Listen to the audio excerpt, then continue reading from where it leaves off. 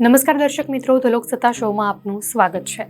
કોંગ્રેસના પીઢ નેતા અને કેરળના તિરુવનંતપુરમથી લોકસભાના સાંસદ શશી થરૂર પાર્ટી છોડે તેવા સંકેતો આપી રહ્યા છે. કોંગ્રેસના વરિષ્ઠ સાંસદ શશી થરૂર અને કોંગ્રેસ પાર્ટીના સંબંધોમાં હાલ કડવાશ જોવા મળી રહી છે. હાલમાં જ તેમણે પાર્ટીના પૂર્વ અધ્યક્ષ રાહુલ ગાંધી સાથે વાત કરી પાર્ટીમાં પોતાને હાંસિયામાં ધકેલી દેવાની વાતને લઈને નારાજગી વ્યક્ત કરી હતી. શશી થરૂરે કોંગ્રેસની હરીફ ડાબેરી સરકારના વખાણ કરતા વિવાદ ઉભો થયો છે.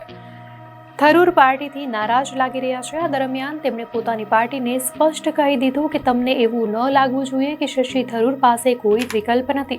શશી થરૂરે કહ્યું કે તિરુવનંતપુરમથી 4 વખત સાંસદ તરીકે ચૂંટાયા બાદ ખબર પડી કે રાજ્ય અને દેશના વિકાસ વિશે મેં સ્વતંત્ર રૂપે પોતાના વિચાર વ્યક્ત કરવા માટે તેમના અધિકારોનું સમર્થન કર્યું છે.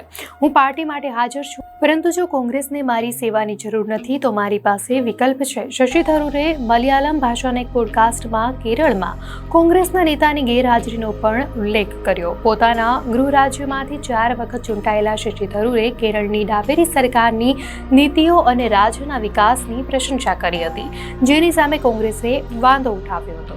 થરૂરે કહ્યું કે પાર્ટીની અંદર નેતૃત્વની કમી એક ગંભીર સમસ્યા છે.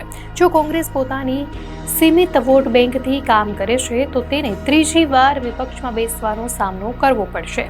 કોંગ્રેસે રાષ્ટ્રીય અને રાજ્ય સ્તર પર પોતાની અપીલને વધારવી પડશે, કારણ કે પાર્ટી ફક્ત પોતાની સમર્પિત વોટ બેંકના સહારે સત્તામાં ન આવી શકે. જોકે પાર્ટી બદલવાને લઈને શશી થરૂરે કહ્યું કે હું પાર્ટી બદલવા વિશે નથી વિચારી રહ્યો. મારું માનવું છે કે જો પાર્ટીથી અસંમત છીએ તો પાર્ટી બદલવાનો રસ્તો ન અપનાવવો જોઈએ.